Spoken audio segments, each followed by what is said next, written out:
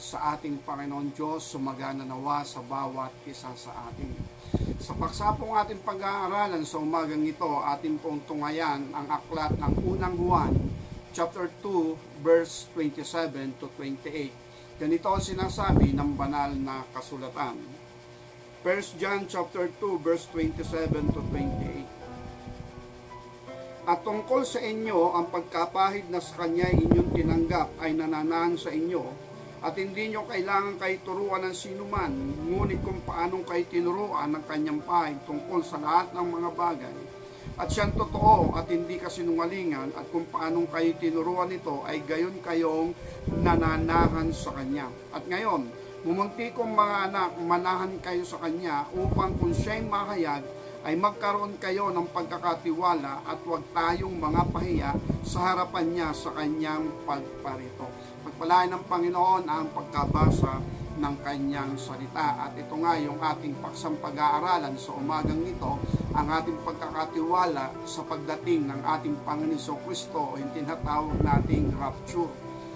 Kaya ito sa ating pag-aaralan, yung ating confidence sa pagparito ng ating Panginoon Kristo. Payapa tayo, panatag tayo, sapagkat ito ay very close ang ating ugnayan, yung ating relationship sa Kanya.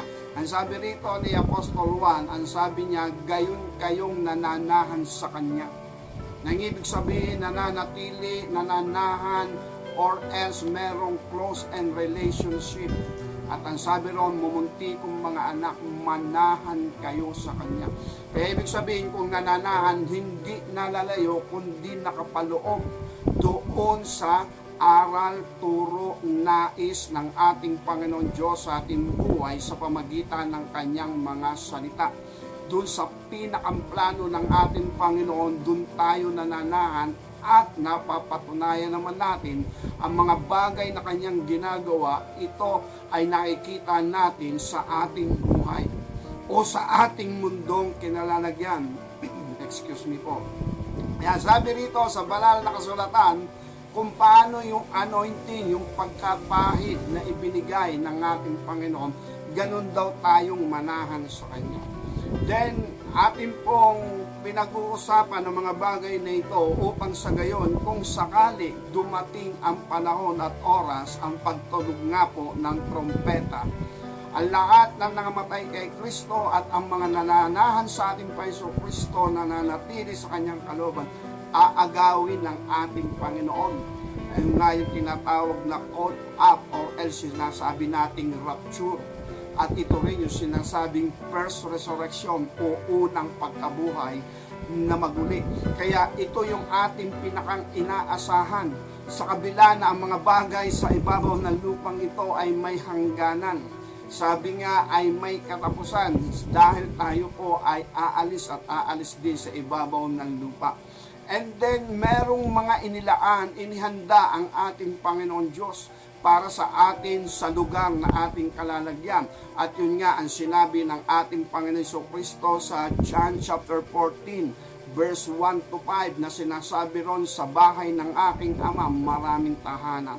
Paroroon ako, ipaghahanda ko kayo, at kung may paghanda ko na kayo, muli ako ibabalik upang sa gayon ay makasama ko kayo kung saan man ako naroroon. Kaya ibig sabihin, hindi lamang dito sa ibabaw ng lupa, may mga inilalaan at niyahanda ang ating Panginoon Diyos at ang ating Panginoon Kristo na mga daong lugar para sa Kanyang mga banal o sa Kanyang mga tinubos. At dito kay Apostol Pedro, 2 Peter chapter 3, ganito ang sinasabi ng banal na kasulatan.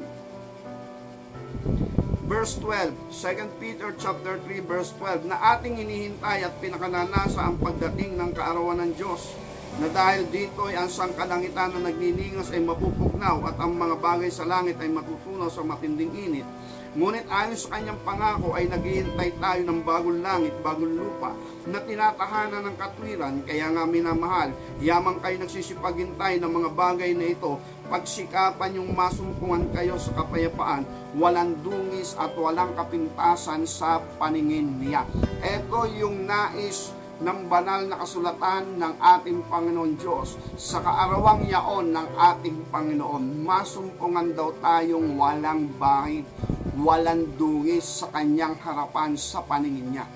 Kaya napakahalaga po na ito ay ating mapatunayan sa ating pananampalataya. Nang ibig sabihin, habang tayo po'y naghihintay ng mga bagay na ito or else gumagawa rin sa kaharian ng ating Panginoon, ipahayag ang plano't layunin ng ating Panginoon Diyos para sa lahat ng tao. Habang iniintay natin yon, tayo po ay handa sa pagdating ng ating Panginoon. Kung sakaling tumunog ang trompeta, madatnan niya tayo walang bahid, walang dungis, walang kapintasan, kagaya ng pinag-aralan natin ang nakaraan. Prepare to meet thy God. Nang ibig sabihin, pagharap natin sa ating Panginoon Diyos, maging karapat dapat tayo.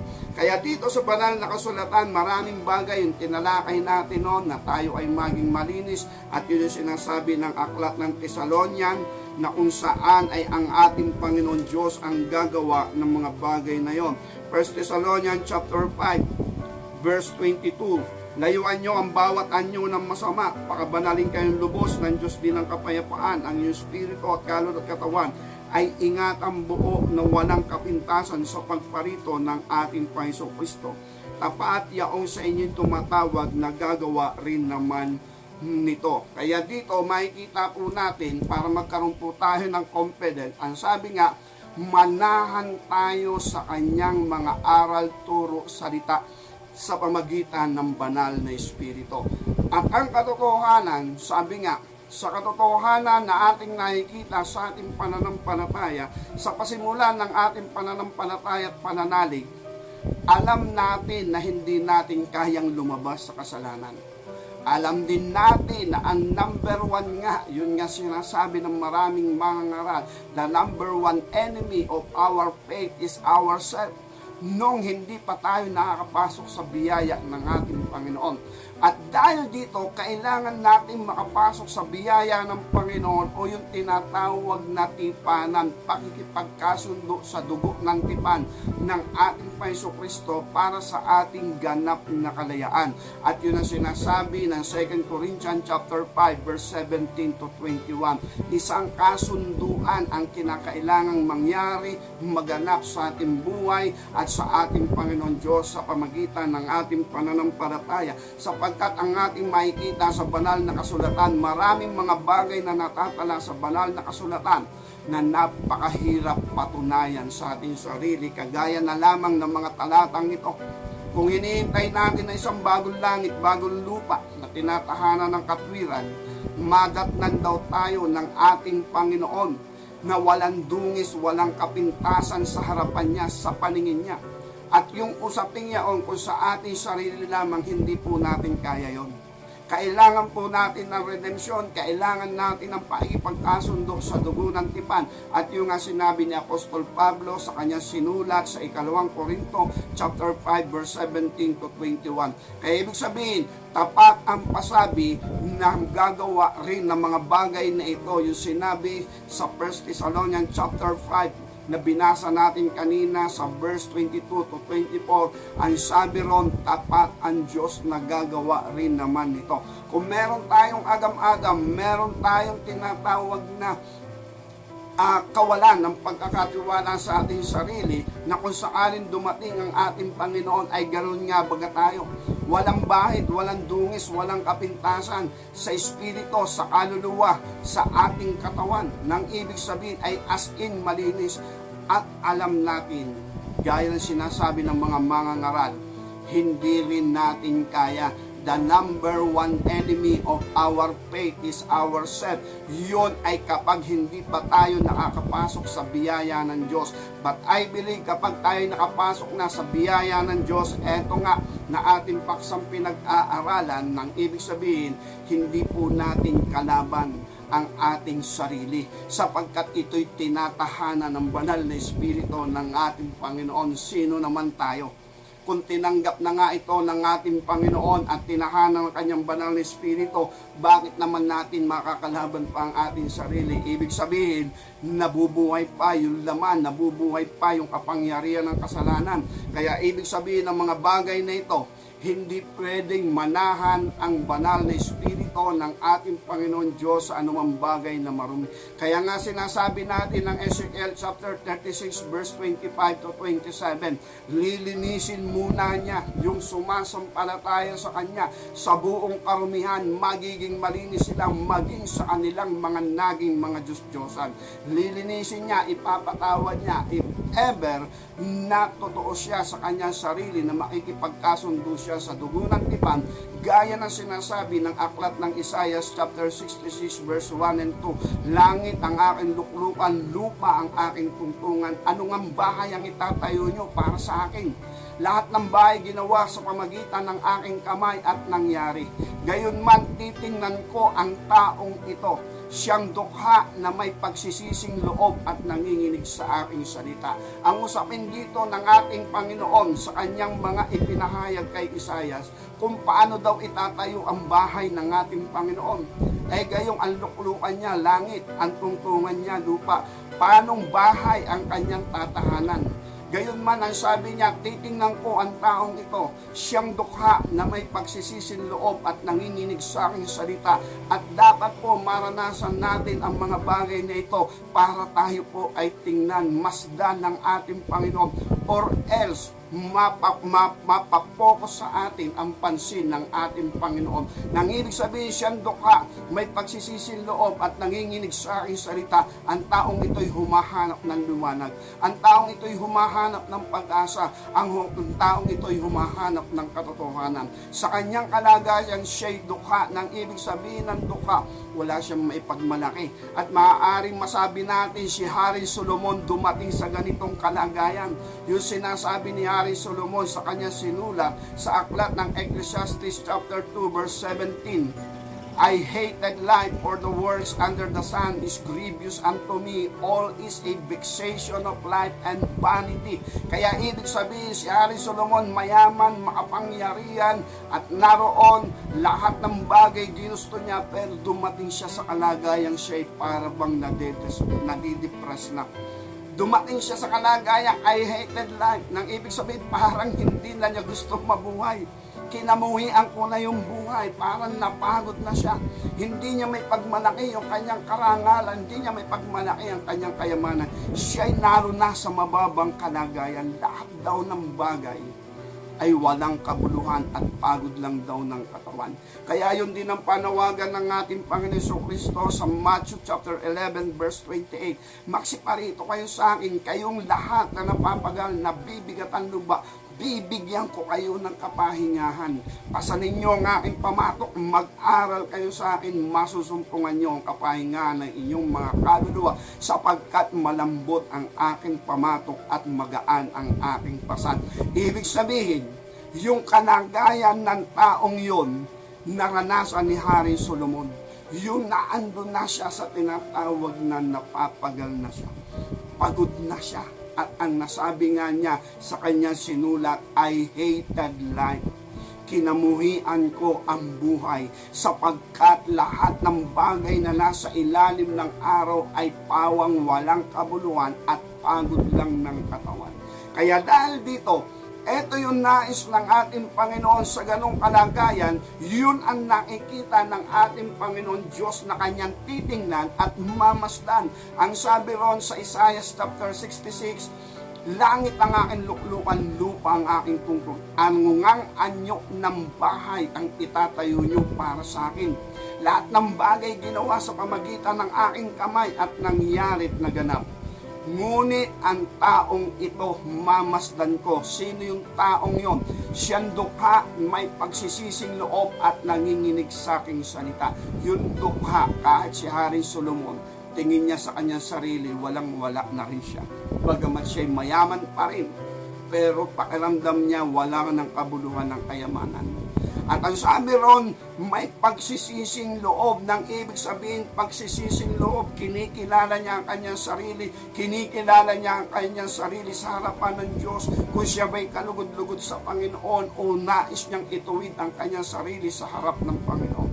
And then, ang sabi ron, nanginginig sa aking salita, nang ibig sabihin ay meron siyang malaking paggalang, pagrespeto sa salita ng Diyos. Kaya harinawa ito po ay maranasan natin lahat sa ating sarili sa pagpapakumbaba sa harapan ng ating Panginoon. Kasi kapag hindi po natin naranasan ito, yun naman po ang reverse. Kahit pa tayo walang-wala, ay tayo po'y lalabas na proud, palalo, nagyayabang. Kaya sabi nga doon nung elementary kami, ito daw ang buhay ng tao, no? Huwag tayong mangungutang kung ipaghahanda lamang sa piyesta, o ipaghahanda lang pagpasko, o ipaghahanda ng pag-birthday. Huwag lang natin yung ipangutang.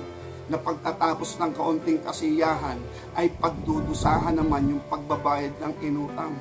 Kaya hindi daw yung tama. Di siyempre gusto ng tao kasiyahan, yung tinatawag na kasayahan. Pero yung mga kasayahan, yung pansamantala lang yun, gagaya ni Haring Solomon. Ang punto ng mga bagay na ito, ibig sabihin, ang tao, kung walang kapakumbabaan loob, nagiging mapagmatuwid. Hindi niya pinapakita yung kanyang tunay na kalagayan. Ipinapahayag pa rin niya, pinapakilala pa rin niya na siya ay nasa standard level. Wala siya sa level ng mga tinatawag na pobre o dukha. Kaya dahil dito, sabi nga, sa ating kalagayan, no, ako po'y namamangha noon, nung ako po ay unang mag-arating noon sa EDSA, hindi pa po matraffic ang EDSA noon. Siguro po yun ay mga 1981, mga ganon. Wala pong ubos ang sasakyan sa EDSA, kaya naiisip ko marami palang mapera sa buong Pilipinas. Doon na lang sa sasakyan sa EDSA, walang ubos, nakatingin talaga ako kasi wala nga traffic. No, laging may lumalabas sa sasakyan, tuloy-tuloy. Para kumbaga sa lagas-las ng tubig o sa daloy ng tubig sa ilog, walang humpay yung daloy. Ngayon kasi hindi na makita yun. Nagkakaipon-ipon ang sasakyan sa EDSA kasi napupunok na, nagkaka-traffic na. Kaya ibig ko sabihin, sa ganung kalagayan, maging sa panahon natin ngayon, no po, ang pinakamalakas daw, ewan ko, sabi nila yon, pinakamalakas daw kumonsumo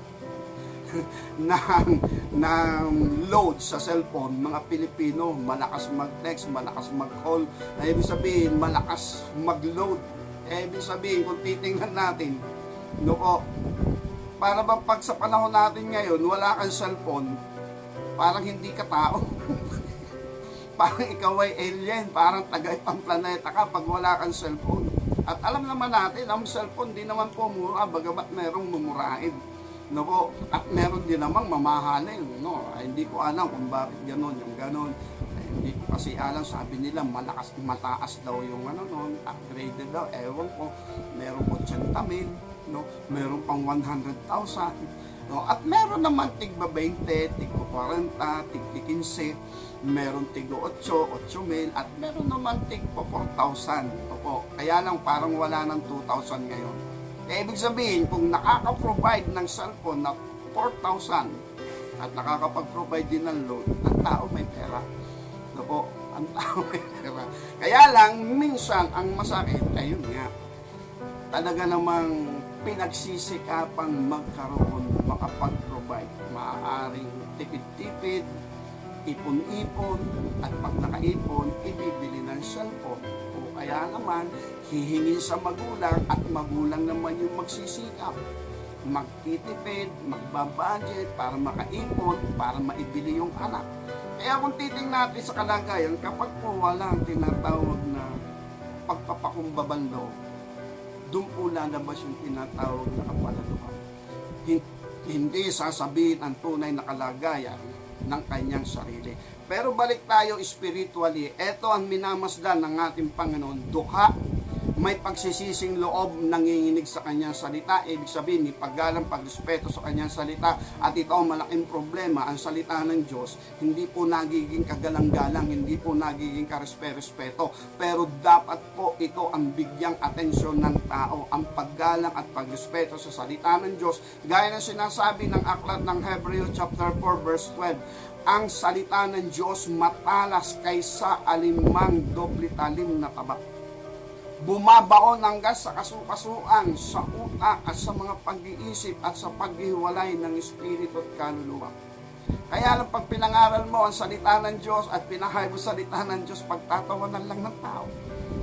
Iisnabin lang ng tao, iirapan lang ng tao, babaliwalain lang ng mga tao. Nang ibig sabihin, wala ngang paggalang, pagrespeto. Pero ganun pa man, may tao pa din sa kabila ng lahat, pagdating sa salita ng Diyos, meron siyang paggalang, pagrespeto. At yun daw yung mamasdan at titingnan ng Panginoon. Siya dukha, yung sabi nga, contrite in spirit, poor and contrite in spirit, may pagsisising loob at nanginginig sa kanyang salita. Dapat po maranasan natin yon. Dapat po dumaan tayo sa ganong kalagayan ng pagpapakumbaba, gaya na sinasabi rin ni Apostol Pedro doon sa 1 Peter chapter 5 na sinasabi, ang Diyos ay sumasalangsang sa panalo.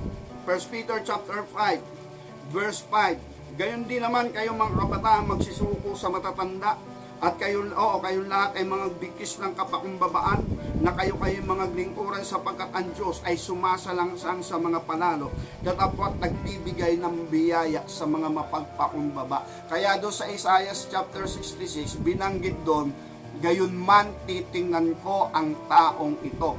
Siyang dukha, may pagsisisi loob, nanginginig sa aking salita, and term, andun siya sa pagpapakumbabang loob, na nagtutuwid ng kanyang sarili, na nagsisisi sa loob niya kung meron siyang mga pagkakamali, mga pagkukulang, gusto niyang ituwid, gusto niyang isaayos, and then meron paggalang at pagrespeto sa kanyang salita. Tuloy po natin ang 1 Peter chapter 5 verse 6, kayo nga'y mga pakumbaba sa ilalim ng makapangyarihang kamay ng Diyos, upang kayo'y kanyang itaas sa kapanahunan.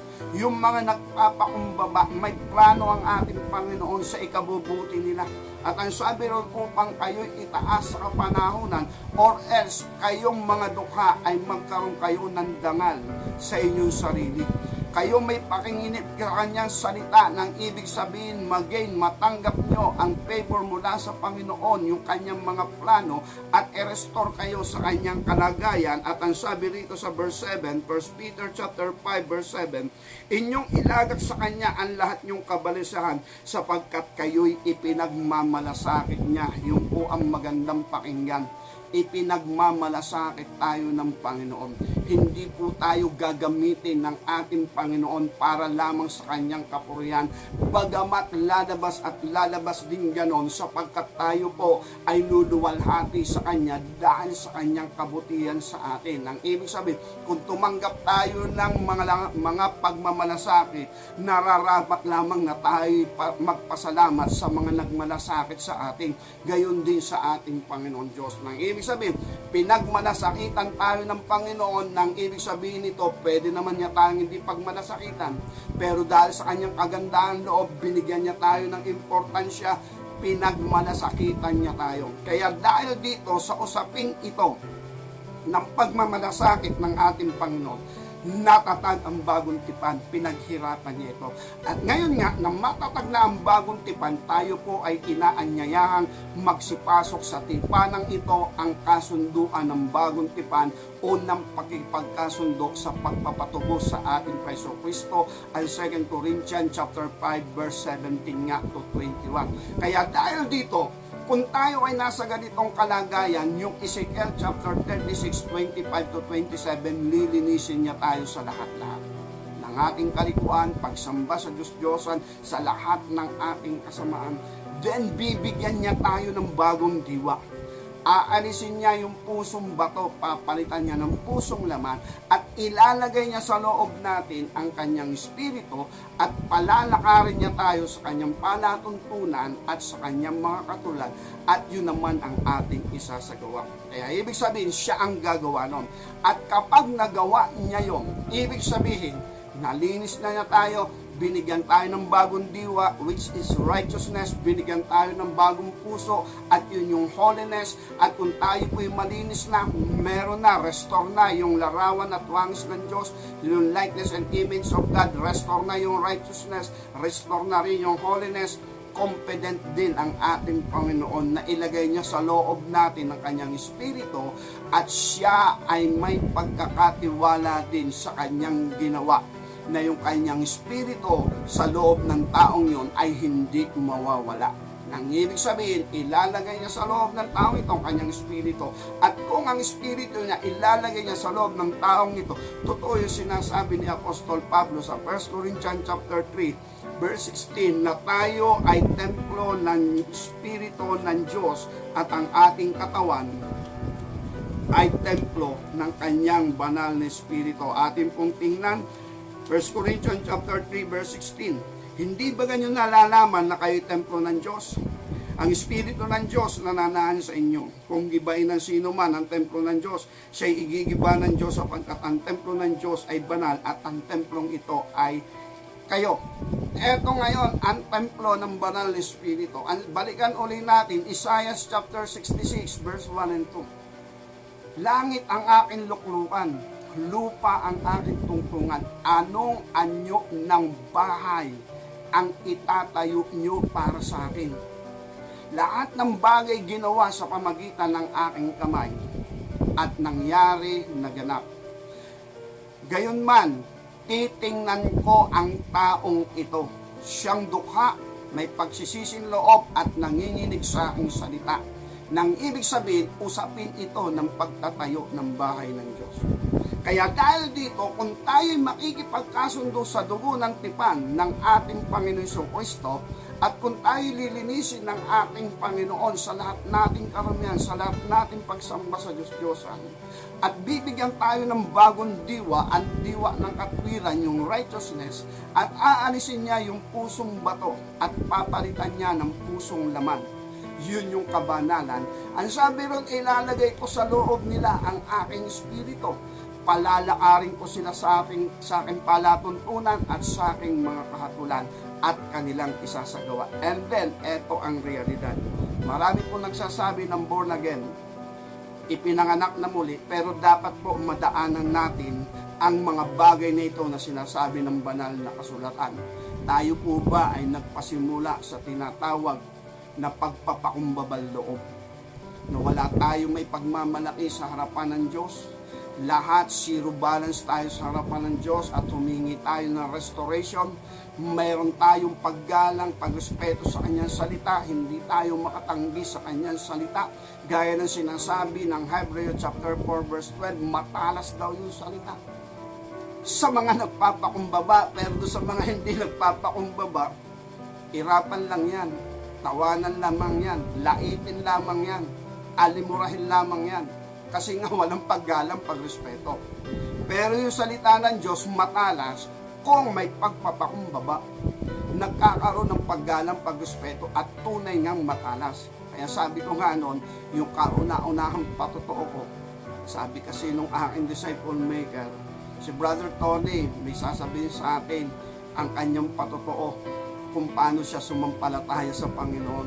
On that time, wala po akong masabi, kundi yung sabihin ko, hindi po ako nakatanggi sa salita ng Diyos. Kahit anong pilosopo ko, kahit ano yung pagsalangsang ko, filosofiya ko, pagkontra ko sa ganyang mga aral na turo, dumating sa buhay ko, hindi ako nakatanggi. Nagkaroon ako ng paggalang, nagkaroon ako ng pagrespeto, at sana sa lahat ng tinatawag na nananampalataya sa Panginoong Kristo, nadaanan natin ito. Yung malaking paggalang, pagrespeto sa Panginoon. Sabi nga ni Santiago chapter 4 verse 17, sa nakakaalam ng paggawa ng mabuti at hindi ginagawa, ito'y kasalanan. sa Kanya. Kaya dahil doon, on that time, nung bago po ako, ang laki po ng paggalang pagrespeto ko sa katwiran ng ating Panginoon. Sabi rito, James chapter 4 verse 17, sa nakakaalam ng paggawa ng mabuti, hindi ginagawa, ito'y kasalanan sa Kanya. Kaya po ang salita ng Diyos, matalas po talaga yan sa mga nagpapakumbaba. Pero kung walang pagpapakumbaba, baliwala lang yan. No? Kaya ito yung ating mapapansin para magkaroon po tayo ng confidence sa pagparito ng ating Paiso Kristo. Ibig sabihin, ang mga ito ay ating dinaanan na sinasabi ng banal na kasulatan na plano't layunin pa rin naman ng ating Panginoon nung una pa man hanggang sa pagganap ng ating Paiso Kristo at maging sa panahon natin ngayon. And then eto, kung ilalagay ng ating Panginoon ang kanyang espiritu sa loob ng taon nagpakumbaba at nakipagkasundo sa kanya sa dugo ng tipan, kung ito'y kanyang nilinis ng kanyang banal na dugo, and then nilagyan niya ng bagong diwa at nilagyan niya ng bagong puso, which is righteousness and holiness. Ito rin ang sinasabi ng Ephesians chapter 2 verse 1 and 5, binuhay tayo muli ng ating Panginoon. Nang ibig sabihin, bagong buhay na tayo. Yung dating bagay nagsilipas na, yung sinasabi ng 2 Corinthians chapter 5 verse 17. Kasi andito na yung righteousness, yung bagong diwa, andito na yung holiness, yung banal, yung kabanalan. Nang ibig sabihin, ito na yung uri ng ating pamumuhay. Kaya nababanggit po natin, kung restore ang bagay na ito, nababanggit po natin, walang hatol kay Kristo Jesus. Romans chapter 8 verse 1. Ang sabi doon, walang hatol sa kanino man o walang hatol sa kanino man sa mga na kay Kristo Jesus. Atin nga pong basahin at para po nagkakabalibaliktad. Ngayon walang anumang hatol sa mga kay Kristo Jesus. Yung po ang sabi. Pero sa English, eto naman ang sabi. There is therefore now no condemnation to them which are in Jesus Christ, who walk not after the flesh, but after the Spirit. Hindi po napasama yung sa Tagalog. Who walk not after the flesh, but after the Spirit. Na hindi na raw lumalakad ayon sa laman, kundi ayon sa Espiritu. At yung ayon sa Espiritu, lumalakad na sa spiritual, yung righteousness and holiness. At yun yung nakwikan sa Ephesians chapter 2, verse 1 at verse 5. Nang ibig sabihin, bagong tao na tayo. Lahat ng bagay lumipas na, hindi na tayo lumalakad sa tinatawag na kapangyarihan ng kasalanan. Yung sundin natin lamang ang ating sariling kagustuhan para tayo masiyang, kundi lumalakad na tayo ayon sa Espiritu, ayon sa katwiran ng Diyos, ayon sa kabanalan ng Diyos. Yun na ang uri ng ating pamumuhay, kaya tayo tinatawag na anak ng Diyos. John chapter 1 na sinasabi nga, pinagkalooban ng karapatang maging anak ng Diyos sa matuwid bagay, nagsisampalataya sa kanyang pangalan. Yung pangalan niya is power. Opo, yung John 1:12. Pero hindi ibig sabihin tinanggap lang natin si Kristo, pero hindi na natin tinanggap yung kanyang rules and regulation. Hindi po yun. Kundi ang tinanggap natin yung pangalan is that, and that is authority. Kaya ibig sabihin, kung tayo po ay naging banal na templo ng ating Panginoon, tayo po ang mamamahala niyan. Kaya balik ulit tayo doon sa Revelation chapter 1, verse 5 to 6. Ganito ang sinasabi ng banal na kasulatan, na sa pamagitan ng ating Panginoon Kristo tayo'y nilinis. Revelation chapter 1 verse 5, mula kay Kristo na siya'y saksing tapat na panganay sa mga patay, pangulo ng mga hari sa lupa, doon sa umibig sa atin at sa nagkalag sa atin sa ating mga kasalanan sa pamagitan ng kanyang dugo, at ginawa tayong kaharian, mga saserdote ng kanyang Diyos at Ama. Sumakanya nawa ang kalwalatian, ang paghahari magpakailanman siya nawa. Ang sabi ron, ginawa niya tayong kaharian at saserdote. Yung kaharian, yun nga po yung templong banal. Nasabi nga ng ating Paiso Kristo sa Lucas chapter 17, verse 20 to 21, ganito ang sinasabi ng banal na kasulatan. Tinanong siya ng mga Pariseyo kung kailan darating ang kaharian ng Diyos. Lucas chapter 17 verse 20, Palibasa ay tinanong siya ng mga Pariseo kung kailan darating ang kaharian ng Diyos, ay sinagot niya sila. At sinabi, ang kaharian ng Diyos ay paririto na hindi mapagkikita. Minsan sabihin nila naririto o naririyan sapagkat narito ang kaharian ng Diyos ay nasa loob nyo. Ang kaharian ng Diyos nasa loob nyo. Yun ang sabi ng ating Panginoon Kristo. And then eto nga yung templong banal. Nang ibig sabihin ito'y pinaghaharian ng ating Panginoon. At yun din yung panalangin turo ng ating Panginoon sa Matthew chapter 9 verse 6. Ating tingnan kung naroroon niya. Na ang sabi ron, ang panalangin Ama namin. O chapter 6 verse 9. Magsitalangin nga kayo ng ganito, Ama namin nasa langit ka, sambay nawa ang pangalan mo, dumating nawa ang kaharian mo, gawin nawa ang iyong kalooban kung paano sa langit, gayon din naman sa lupa. Matthew chapter 6 verse 9. Na ang sabi rito, dumating nawa ang kaharian mo, sundin ang loob mo kung paano sa langit, ganoon din dito sa lupa. Na ibig sabihin ng ating Paiso Kristo, ang kaharian ng Diyos hindi makikita, hindi mapapagkikita, na naririyan, naroroon. Ang kaharian ng Diyos nasa loob nyo. At ang sabi ron, sundin ang loob mo kung paano sa langit, ganoon din dito sa lupa. Sa langit wala pong suwain. Yung nga lumabag sa kalooban ng Diyos, ibinaba. At sa langit, mataliman sila, masunurin sila, and then ganun din.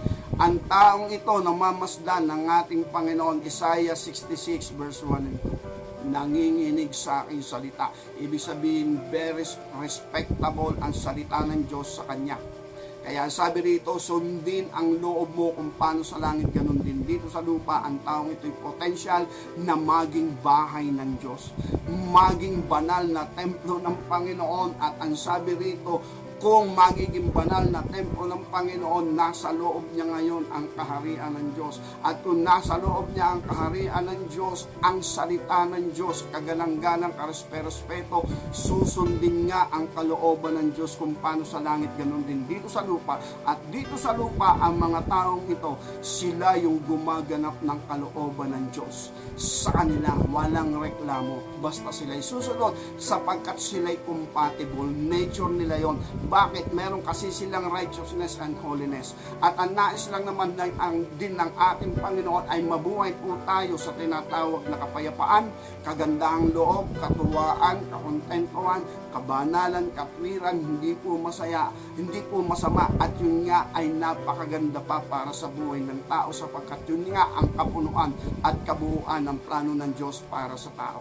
Kaya lang hindi po makita ng mga tao yung hinahanap nila sa kanilang buhay, kaya sumusubok sila sa maraming mga bagay. Kaya nga may panawagan ng ating Panginoon, kung pagod ka na, nasubukan mo na lahat ng bagay, pagal ka na, para ka na rin si Haring Solomon, nagawa mo na lahat ng bagay, at ikaw ay pagal na, pagod ka na.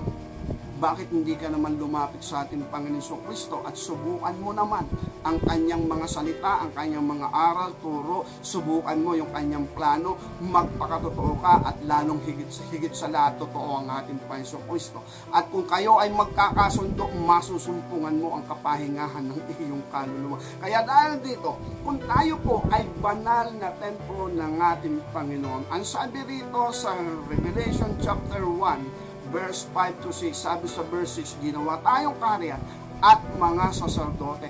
Tayo po ay mga halal na saserdote ng ating Panginoon. Nang ibig sabihin ng saserdote, alam po natin yung kabanalan at katwiran ng Diyos, at ito po ay isang templong banal, ito po ay pangangalagaan natin, ito po ay aayusin natin. Meron diyang ilawan na hindi mamamatay, meron diyang tinatawag na kabanalang hindi dapat madumisan, at ang mga saserdote ay dapat ay meron talagang lubos na pagkakatiwala sa Diyos.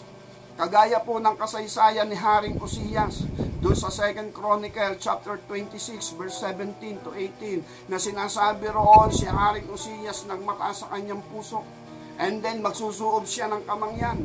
At narito yung mga saserdote nga ng ating Panginoon, kasama niya yung 80 mga saserdote rin na ang sabi ron ay matatapang. Sapagkat pumasok sa templo yung hari, magsusuob ng kamangyan. Ang sabi ni Azarias na saserdote, ang sabi niya, hindi na uukol sa iyo, mahal na hari. ang magsunog ng kamangyan sa loob ng templo.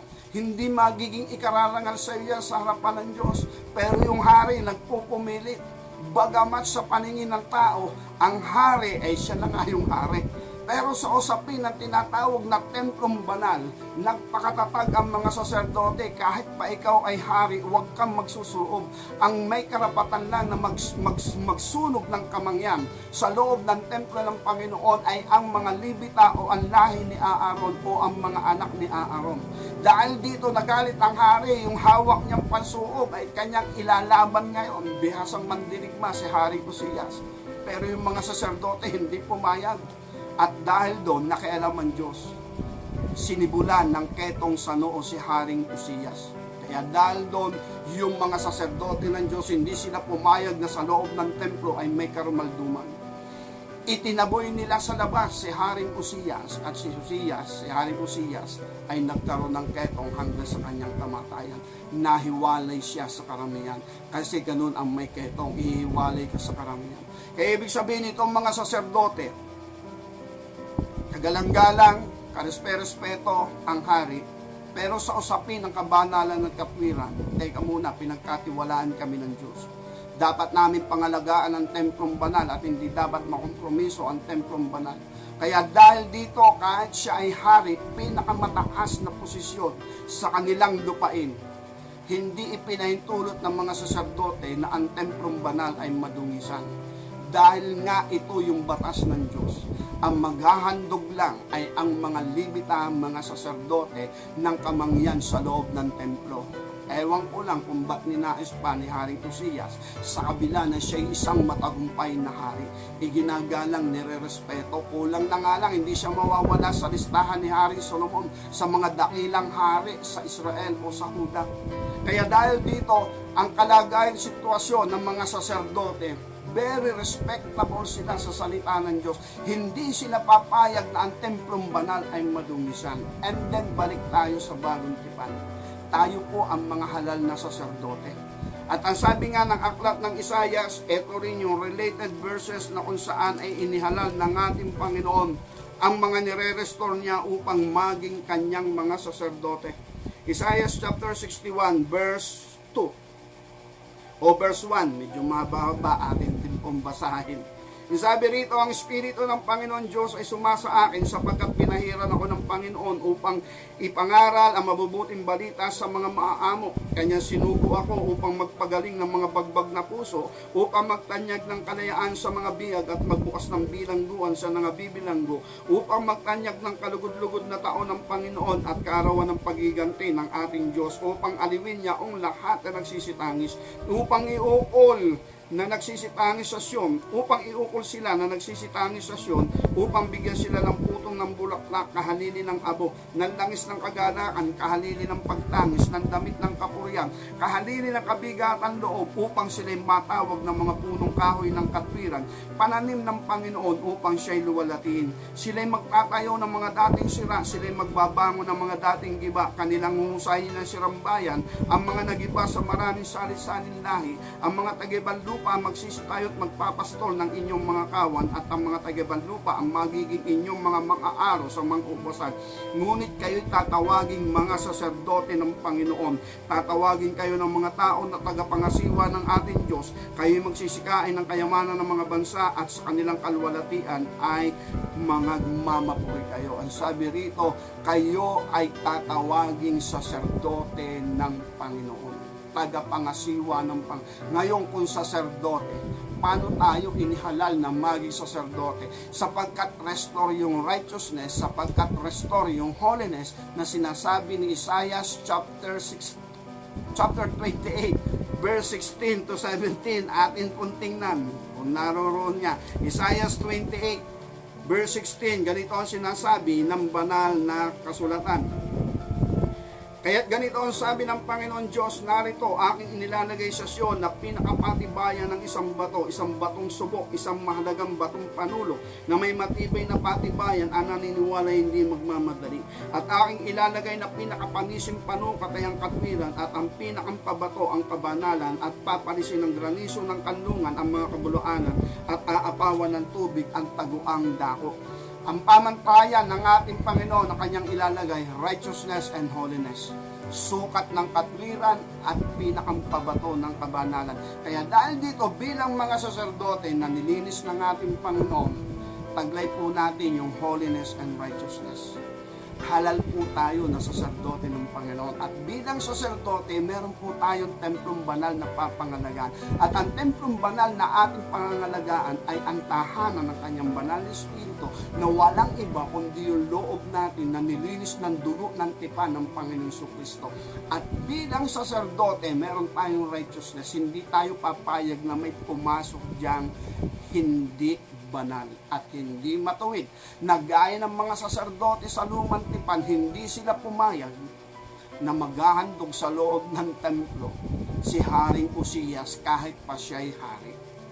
Kahit sila'y nakaambas sa kamatayan, kung magalit ang hari at sila man ay mapaambas sa kamatayan, ipinaglaban sila ng Diyos sapagkat ang tinatayuan nila ay ang katwiran ng ating Panginoon. Kaya dahil dito sa ating pananampalataya at pananalig sa ating Paiso Kristo, kung tayo ay pinagtibay ang dugo ng tipan ng ating Panginoon, nilinis ng kanyang banal na dugo, dapat quicken yung righteousness and holiness natin.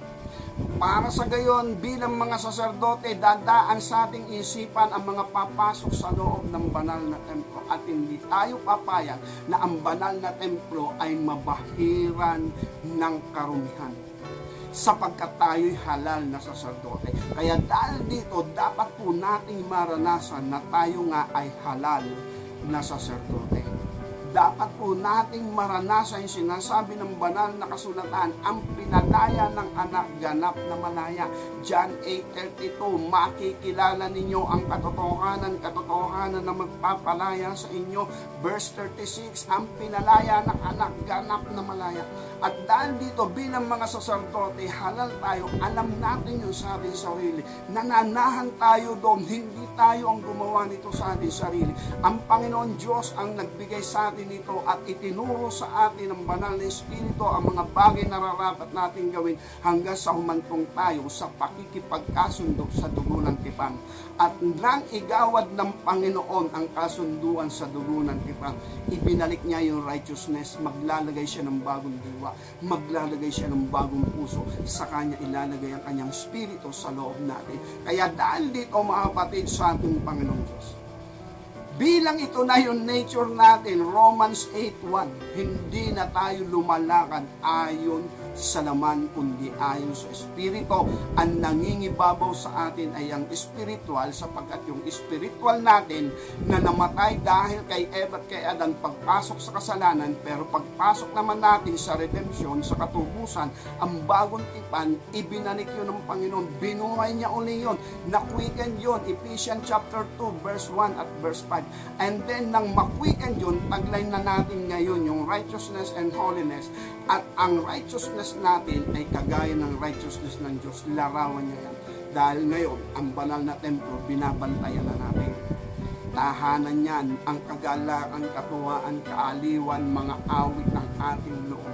Mga kagalakan hindi kayang ipaliwanag na gaya sinasabi ni Apostol Pedro, 1 Peter chapter 1 verse 8, na sinasabi roon, inyong sinampalatayanan kahit di nyo nakikita. Inyong minahal kahit di nyo nakikita. Dahil dito, nagagala kayo ng kagalakang di masayod ng pananalita, unspeakable joy, full of glory. Kaya ibig sabihin sa loob natin may mga kagalakan, katuwaan niya, hindi po natin kayang ipaliwanag. Dahil yung ating kaluluwang may buhay, na hininga ng Diyos, nakabalik din sa Diyos. At iba yung kagalakan ang nararanasan ng tao. At kung yun po ang ating nararanasan sa ating pananampalataya, nananahan tayo sa salita ng Diyos, nananahan tayo sa aral at turo ng banal na Espiritu, at kapag tayo po ay nakapasok sa biyaya ng Diyos, ang sabi nga ng Jeremiah chapter 31 verse 33 to 34, na ang dugo ng tipan, ang bagong tipan gagawin niya sa kanyang bayan. Hindi na daw magtuturo ang bawat isa, kasi kapag tayo ay nakapasok sa biyaya, fulfill po tayo. Ang tuturuan po natin yung hindi pa nakakapasok sa biyaya at patuloy tayong magtuturo sa mga tao para makapasok sila sa biyaya. Kaya ang pagtuturo ay magpapatuloy doon sa mga tao na gustong pumasok sa dulo ng tipan, at pag sila na may nakapasok, may kusang gawa na yan. May kusang galaw na yan. At ang sabi nga, ginaganap na niya yung kalooban ng Ama na nasa langit. Kung paano sa langit, ganun din dito sa lupa. Very respectable na sila sa salita ng Diyos. Hindi na kailangang utusan. Sila mismo ang gagawa nito sa kanilang mga sarili. At kung ito po yung ating buhay pananampalataya, pagtunog po ng